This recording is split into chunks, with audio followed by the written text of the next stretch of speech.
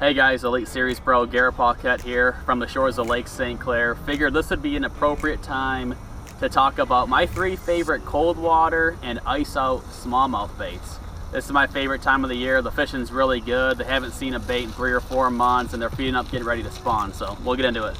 Number 1, just a simple ribbed swim bait. This is a Big Bite Pro Swimmer, 3 3/4 inch size with a little Gamakatsu ball head. Nothing fancy.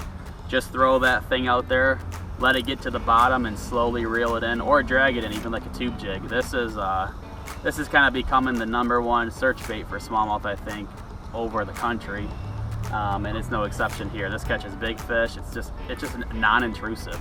Just kind of gets down there in the bottom and doesn't make a lot of commotion. It's real simple to fish and you can catch some of the biggest fish doing it.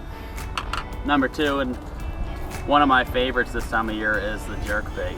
Tried and true. When the water gets into the low 40s through the low 50s, it's really tough to beat this. Each day you kind of got to play with your cadence. Some days you might jerk it when it's really cold and let it sit there for 10-15 seconds. Other days it might just be a non-stop motion, but this is a good way to trigger fish, especially on days where they're not really feeding. I've noticed that.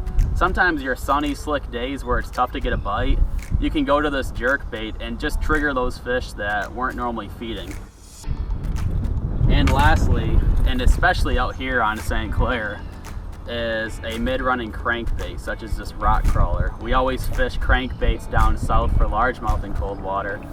Why not do it up here? A lot of times our spring rains kind of muddy up the water and get things a little bit stained, where maybe that swim bait would be a little harder for the fish to see.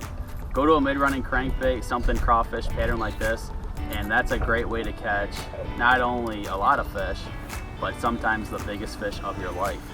Hopefully these tips help you guys go out, catch some fish, have fun.